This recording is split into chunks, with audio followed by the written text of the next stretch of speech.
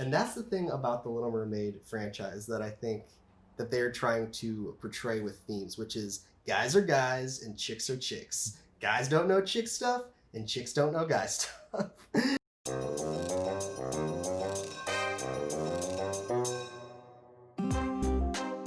All right, and we are here again, back again. As always, I'm Matt. And I'm Drew. This is our sequel podcast where we break down currently Disney sequels from the past. Today we are diving into another Disney sequel, and this will be Little Mermaid. What's it called again? This is The Little Mermaid 2, Return to the Sea. So the second movie starts with Ariel and Eric and their child. The child name is Melody. I believe it's her birthday. She's young, she's a baby, and we're having kind of a birthday celebration of introducing Melody to Ariel's past life at the sea. It's almost like an unveiling. It's an unveiling, yeah. So it's almost like a baby shower, but the baby's been born. It's like a baby drowning since they're taking it out to the sea. Kind of. It's the first day that she's going to kind of meet everyone in the family. King Triton and all of the sea folk come out to see the merfolk. The merfolk all come out to see Ariel, Eric, and the baby. This is when we have the first musical number. We have the first musical number, which is just something like, we're all getting together. Not bad. Not bad. Not good. Not great. And when she's a baby, she gets a medallion from Triton. Yes, and it is, you open it up and it just tells the story of their life on the sea. Well, it's kind of just like a hologram. Yeah, it's just like a magical hologram of Atlantica. Yeah. Which is the city, the previously unnamed city in the first movie. So during this celebration of sorts, this woman comes out of the sea. Mm-hmm. And it's really very familiar looking. But it's really funny because it was almost timed it perfectly. Because as soon as this woman comes out of the sea with tentacles, I go, who the fuck is this? And she literally, without a dime, like I believe it's the crab, goes, oh no, it's Ursula's crazy sister man. Well, it's the fact that they know that like we can't say her name because no one knows who the hell this is. Mm-hmm. It has to be a reference point, and it literally is like a second after she appears. So there is no, if you're looking for setup in this movie, this introduction will very clearly establish that there is none. So at the ceremony, Morgana grabs Melody from Ariel. She's gonna feed her to the shark. And Ariel grabs like a sword. She gets out of it, basically. They get the baby back. But because of this situation, Ariel comes to the understanding that her daughter's never going to be safe if she knows about this water life, because Morgana will like capture her or something. Because she's a threat in the sea. She's a threat in the sea, and she doesn't want to harm her daughter. She gives the necklace back to Triton. Exactly. And then it's just gone in the sea forever. So they literally build a wall to separate the sea people from the people on land. And then this will be kind of our lie, or the thing that we don't tell Melody going forward in the future. Out of nowhere, we kind of just jump to a scene where we're getting ready for a birthday party and we're looking for somebody. And then we go, where's Melody? And then we cut to this girl, this like 13-year-old girl that's already underwater swimming.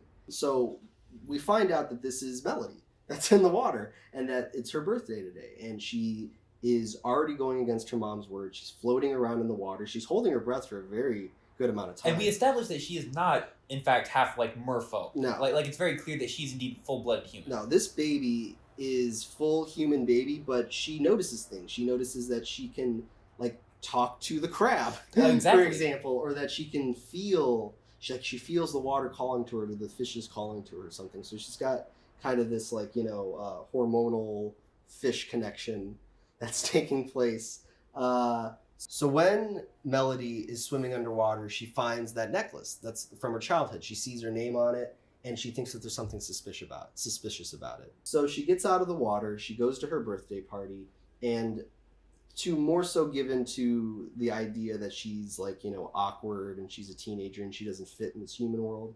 She has an awkward party. So after the party, she's in her room and she's talking to Ariel, and she's just saying like, I don't know, she's probably talking some stupid stuff about how she feels like an outcast, and Ariel's like, oh, it'll be okay. It's not stupid. It's like, it's pertinent to the plot. Yeah. It's her character. It's character building. After the conversation with Ariel, she decides to do some investigative research on this necklace. She kind of feels like she can't trust her mom to some degree, like she's hiding something from her. So she goes back out to sea with this necklace, and this is when Morgana reveals herself to Melody, and she kind of gives her a fake backstory about this necklace. Well, she kind of just uses it as like a reference to say that she knows about Atlantica, that she's knowledgeable, and then she kind of just reveals the fact that, or the lie that Triton had stolen her trident, which is actually Triton's trident, the Trident of the Sea from the first movie. Basically, once we meet Morgana with the grown-up Melody, they're gonna make a deal, and Morgana's going to go, listen, I'll turn you into a mermaid and you can fulfill your love of being in the sea, the thing that your mother won't let you do. But in return, you have to go get me this item, this MacGuffin. And the MacGuffin is the... Trident. The Trident of the Sea. The Trident of the Sea.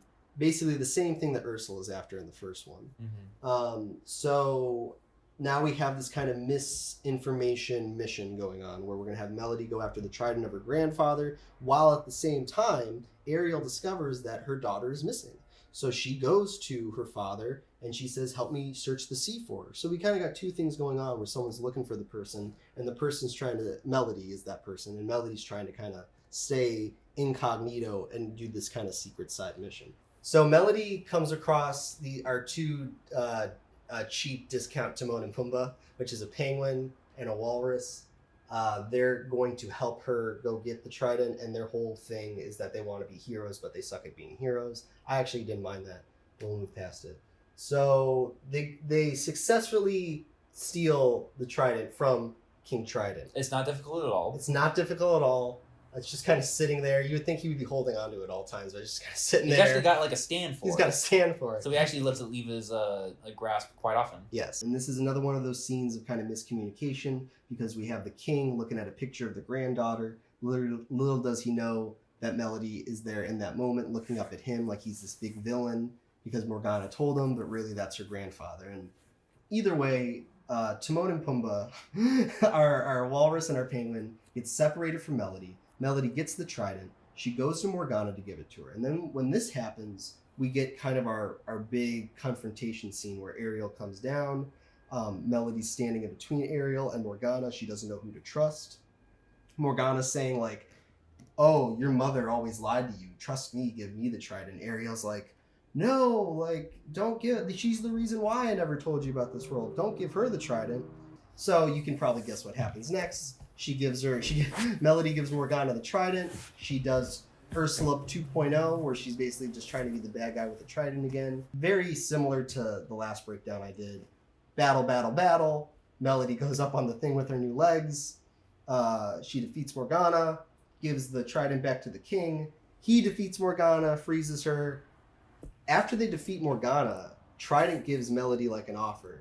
Very similar to the offer that Ariel got at the end of the first one, which is you can either come home with me in the sea or you continue to live your life on land. And it's kind of a weird offer because it's like, you're like 13. Were you just going to run off in the sea forever? The same way that a 16-year-old Ariel's just going to run away from her family forever to go on land? Yeah, exactly. Like she's just leaving her family. Yeah, this franchise is all about trying to separate families.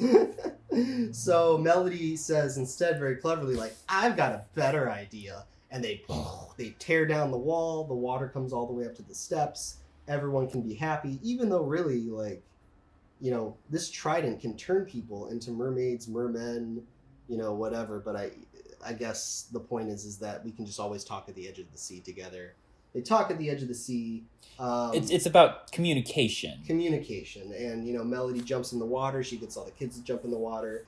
And yeah, happily ever after. And that is the plot to Little Mermaid 2, Return to the Sea. So interestingly enough, I'll just go ahead and get the conversation started. Yeah, jump off to what you want to say about this movie. My biggest thing is everything I disliked about the original Little Mermaid, I liked about this.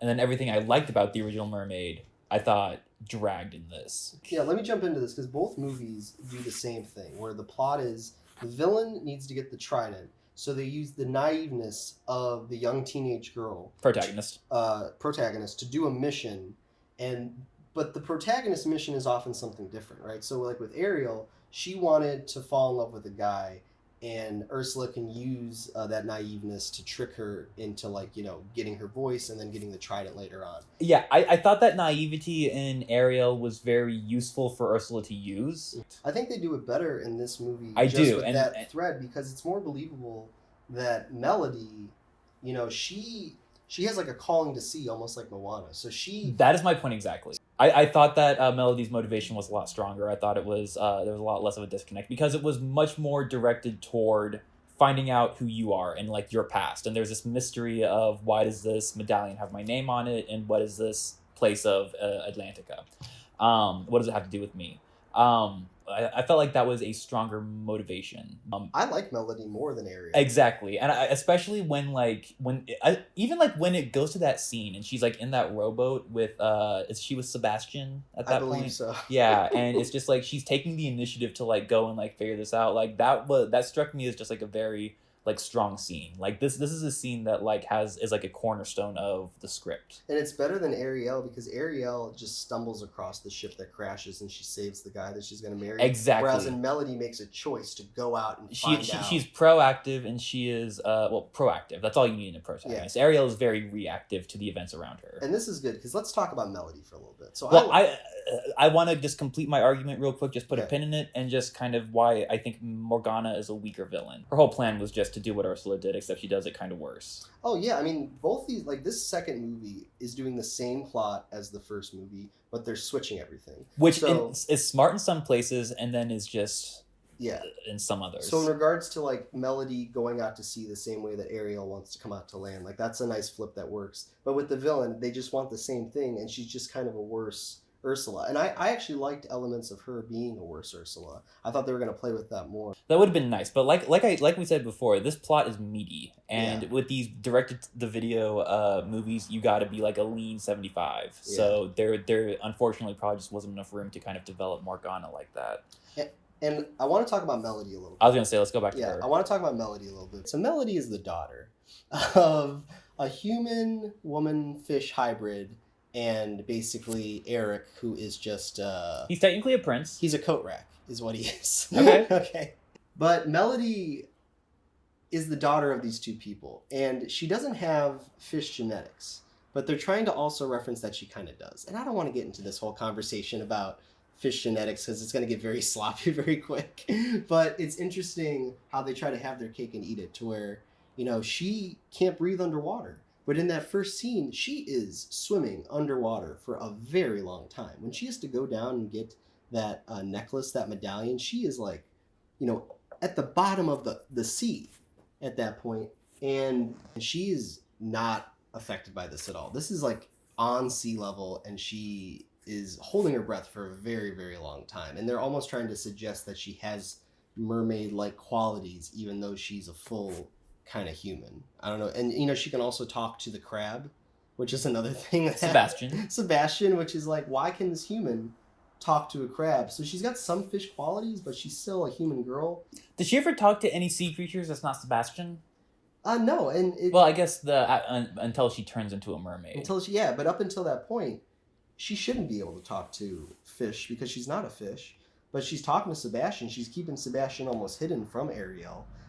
You have that whole scene at the birthday party where what's going on with Sebastian and her bow tie? Oh, he gets wrapped up in her bow tie because she is very hurriedly getting dressed because, I don't know. Because she just came from the sea. Oh, because she just came from the sea and she's got to be ready for the birthday. Yes, it all makes perfect sense. And it's interesting that they keep giving Sebastian the orchestra conductor of this underground band, of this underwater band. He is on babysitting duty for all these movies. He is so he is the royal conductor for for King Triton, and for the last 10 years, 13 years, he's essentially just been jumping around between babysitting jobs, babysitting Ariel, babysitting Melody, and then potentially babysitting the other daughters of Triton in the meantime. One thing I want to talk about with Melody is her parents. And Eric, in general, like after Melody gets kidnapped and she goes to sea, and Ariel then goes to sea to look for her, Eric does nothing until he comes back on a boat in the third act. Eric does his duty as a coat rack and just stands there. Some stuff I also want to get into just for things that kind of stuck out to us was the one thing that they do in this movie with tips in more particular is that there's a scene where they're all underwater, and I think you pointed this out. Oh, yes. We've accepted that now Melody is, in fact, a mer person. Yeah. So she now has gills, or fish lungs, as you would call them.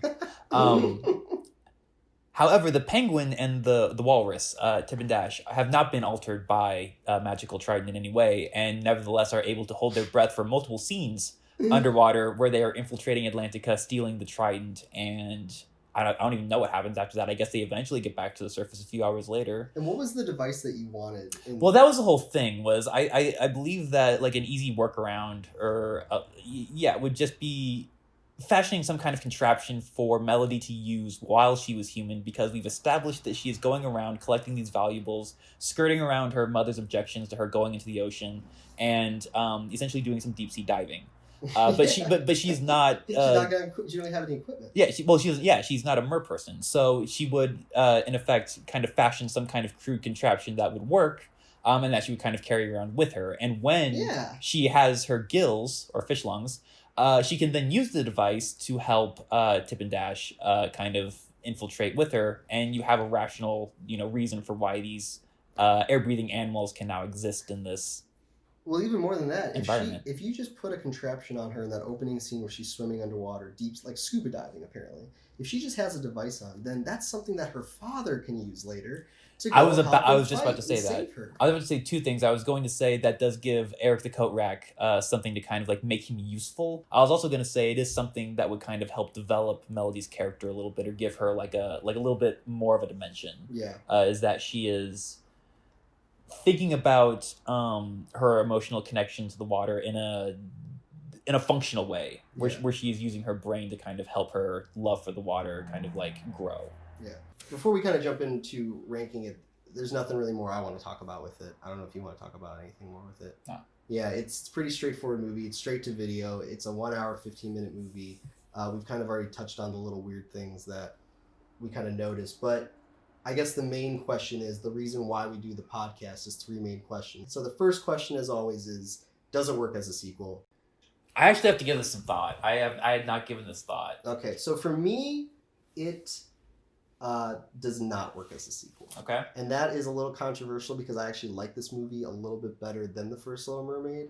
So even with the good musical numbers, even with the shortened runtime, even with some interesting plot elements, it's really just a successful rehashing. That's all it is. So for me, it doesn't work as a sequel because it doesn't kind of hold on its own or bring anything new to the franchise that I think we need.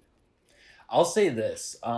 It doesn't fail because of the original. It fails on its own merits. And for me, a big part of that is the villain. Yeah. If they had fleshed that out a little bit more, and like you said, even maybe paid off the whole, like, making it a joke that she's not as good as Ursula, just even paid that off a little bit more. Yeah, so I think for both of us, it doesn't work as a sequel. No. So it's going to get 2 X's. Is it enjoyable? I think that there are aspects of this movie that are enjoyable. I think that the animation is just pretty basic, early 2000s animation, straight to video. It's very shiny. And the songs are enjoyable, but there's so many better animated musicals out there to where if I'm only enjoyed by this because they're singing and because it's colorful, that's a really basic value. So I'm going to say on that level, it's not that enjoyable. I'll say it was more enjoyable than the original. And I think you'll agree, because you said you would rank it higher. Am I wrong?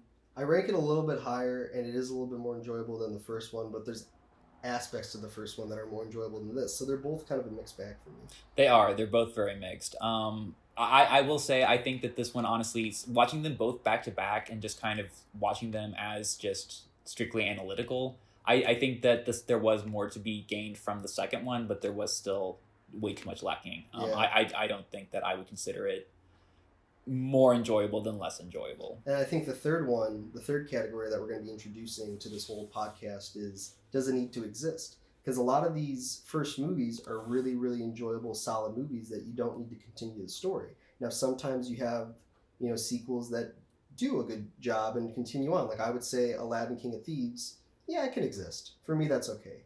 This movie, Little Mermaid 2, I don't think it needs to exist. I'm gonna say it should exist Okay. for all of the. I don't know if they should have made this movie, but I do think that it is better than not having this movie, if that makes sense. All right. So basically, if you look down at that voting right there, that's going to be 5 X's and 1 check mark. So Yes. for our final thing, as is it worth going back? ... again. I think unfortunately because of the voting on this, it's one across the board. It's one big X. It's not worth going back to. There are elements to it that you can go back to and get out of it, but as an overall kind of voting thing, I think there are elements that I'm sorry. I think there are elements that justify its existence. Yeah. Especially in the ways that it, I don't want to say corrects, but kind of, I think, smartly builds on things that I especially thought were lacking in the original. Yeah. That's why I think, like, if anything else, it exists as, I don't know how to word this. Well, I'll tell you what. I'll give it to you this. If you need any more understanding about this movie and how we feel about it, the first Little Mermaid has a 93% on Rotten Tomatoes. The sequel has a 33% on Rotten Tomatoes. So we're not necessarily saying anything new. We're not, shocking the world. I think if you've learned anything from our voting on this, it's not the best. And as always, make sure that you subscribe, that you like, that you check out our other episode. Please feel free to leave any comments below of anything that we missed, anything we got wrong. And you got anything else, Drew, to say? Smoke if you got 'em. And we'll see you after we watch the next sticker.